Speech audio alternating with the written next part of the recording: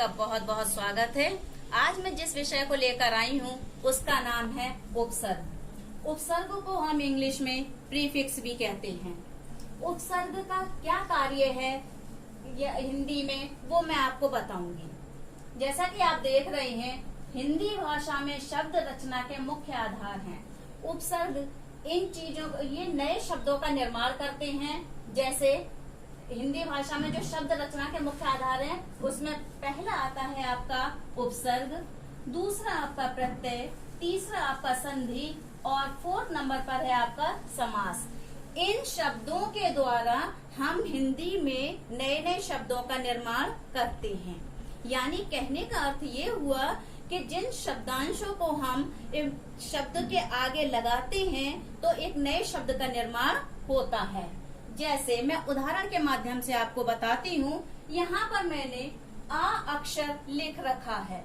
आ अक्षर आपका एक शब्दांश है। इसका कोई भी अपने आप में अस्तित्व नहीं है।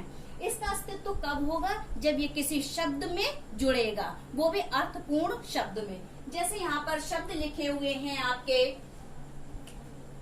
यहाँ पर लिखा है ज्ञान। अगर हम ज्ञान में आ जोड़ दें तो नया शब्द बनेगा आपका अज्ञान। अगर हम इसी प्रकार से धर्म शब्द में आ जोड़ दें तो आपका शब्द बनेगा अधर्म। यदि हम योग्य में आपका आ शब्द जोड़ दें तो बनेगा आपका शब्द अयोग्य। इस प्रकार से नए शब्दों का निर्माण होता है।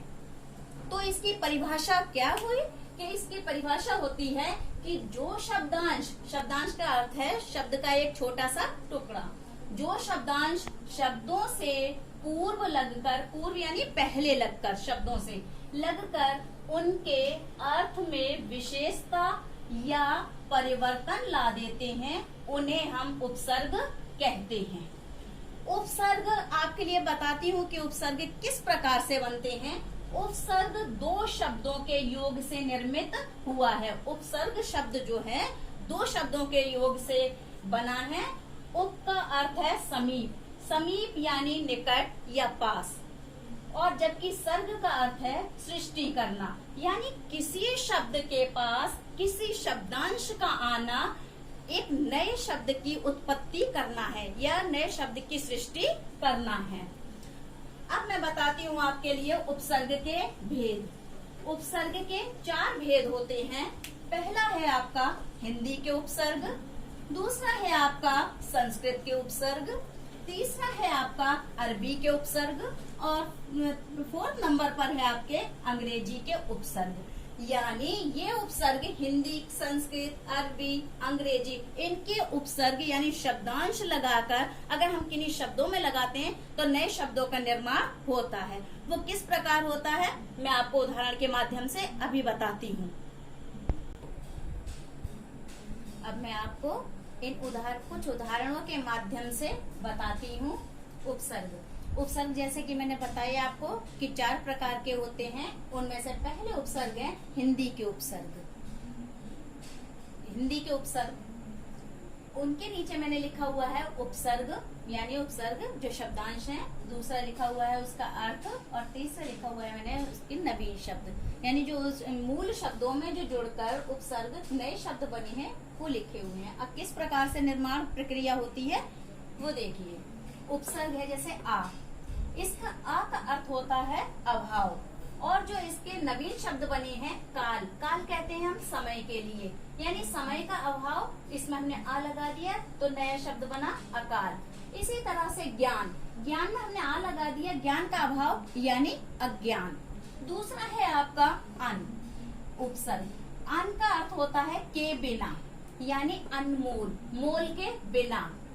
अनपढ़, पढ़ाई के बिना, जिसे पढ़ाई का ज्ञान ना हो, जिसे पढ़ाई आती ना हो, उसे हम अनपढ़ कहते हैं। तो नए शब्द बना आपका, पढ़ में लगाया हमने अन और नया शब्द बना हमारा अनपढ़। तीसरा उपसर्ग है आपका अध। अध का अर्थ होता है आपका आधा, आधा। अब जैसे हमने पका हुआ शब्द है, मूल शब्द क्या है ये, इसमें पका, अगर हमने इसमें अध शब्द शब्दांश लगा दिया तो शब्द बना नया अधपका। इसी प्रकार आपका मूल शब्द है आपका खिला, खिला में हमने अध लगा दिया तो इस नया शब्द बना अधखिला, यानी कोई फूल अधखिला, आधा खिला हुआ। इसी प्रकार एक शब्द है आपका मरा, उसमें अगर हमने अध लगा दिया तो आधा मरा हुआ। इसी प्रकार आपका एक शब्द है अव, अव का अर्थ है दीर्घ यानी बुरा। जो इसमें गुण में नया शब्द हमने अव जोड़ा तो बन गया आपका अवगुण। ऐसे उन्नति में हमने जोड़ा अव, बन गया अवनति। इसी प्रकार एक और उपसर्ग है आपका हिंदी का कु, कु का अर्थ होता है बुरा। अगर हमने पुत्र में कु लगा दिया तो नया शब्द बना आपका कुपुत्र यानी बुरा पुत्र। कुमार्ग यानी बुरा मार्ग, बुरा रास्ता। अब आते हैं हम आपके संस्कृत के उपसर्ग पर। ये संस्कृत के उपसर्ग हैं। संस्कृत के उपसर्ग में पहला है आपका अनु, अनु का अर्थ होता है पीछे यानी पीछे चलना। अगर हम शासन शब्द में अनु लगाते हैं, शासन के पीछे चलना, तो उसको कहते हैं हम अनुशासन। इसी तरह से राग शब्द, राग शब्द में अगर हम अनु लगाते हैं तो नया शब्द क्या बना, अनुराग यानी प्रेम। फिर संस्कृत का दूसरा उपसर्ग है आपका अभि, अभि माने सामने। अगर हम लाशा, लाशा में अगर हम अभि लगाते हैं नया शब्द बन गया अभिलाषा यानी आकांक्षा, इच्छा, अभिलाषा। इसी प्रकार से एक नया शब्द है आपका अभिनय। फिर आपका आता है निर, निर का अर्थ होता है बिना। फिर नए शब्द गुण में अगर हम निर लगा देते हैं तो बन जाता है निर्गुण यानी गुण के बिना, जिसमें कोई गुण ना हो, निर्गुण। इसी तरह से आपका भय में अगर हम निर लगाते हैं तो बन जाता है निर्भय, भय के बिना यानी निर्भय, निडर। फिर आपका आता है दुर उपसर्ग, दुर का अर्थ होता है बुरा, दुर शब्द ही बुरे का है। तो दुर्गम, दुर्लभ, दुर्जन यानी अगर हम जन में अगर दुर लगाया तो बुरे लोग, बुरा आदमी। अभी हमने जो देखे हिंदी के उपसर्ग, संस्कृत के उपसर्ग। अब आपके तीसरे नंबर पर आते हैं उर्दू फारसी के उपसर्ग। इनमें देखते हैं हम कि किस तरह से नए शब्द बनते हैं। यहाँ मैंने हेडिंग लिखी हुई है उपसर्ग अर्थ नवीन शब्द, यानी यहाँ शब्दांश, शब्द का अंश, उनका अर्थ, शब्दांश का अर्थ और नए शब्द किस प्रकार से बने हैं उर्दू फारसी के, वो देखिए। उपसर्ग हमने दिया है कम, कम का अर्थ होता है थोड़ा। तो यहाँ हमने शब्द जोर, जोर में हमने कम लगाया है तो नया शब्द बना कमजोर। ठीक है, जिसमें जोर कम हो वो नया शब्द बना कमजोर। ठीक है, जिसमें जोर कम हो। कम अक्ल, जिसकी अक्ल कम हो तो उसे हम कहते हैं कम अक्ल। इसी प्रकार आपका नया और दूसरा आपका उपसर्ग है उर्दू फारसी का खुश। खुश के, खुश नाम से ही जैसा कि आपको लग रहा होगा, खुश माने अच्छा। अब हमने ये जो बू शब्द है, बू शब्द में हमने खुश लगाया तो बन गया खुशबू। बू का मतलब होता है गंध, किसी भी प्रकार की गंध हो सकती है, बदबू भी हो सकती है, खुशबू भी हो सकती है। तो हमने बू गंध में लगाया नया शब्द और बन गया खुशबू। खुशबू यानी अच्छी सुगंध। ये उर्दू शब्द है और इसका अगर हम हिंदी में देखें तो बनेगा सुगंध। इसी प्रकार आपका हाल, हाल में अगर हम खुश शब्दांश लगाते हैं तो नया बन जाता है शब्द खुशहाल, जो कि किसी भी हाल में, किसी भी परिस्थिति में, हाल यानी किसी भी परिस्थिति में खुश हो, उसे कहेंगे हम खुशहाल। अब आता है आपके नए उपसर्ग पर गैर।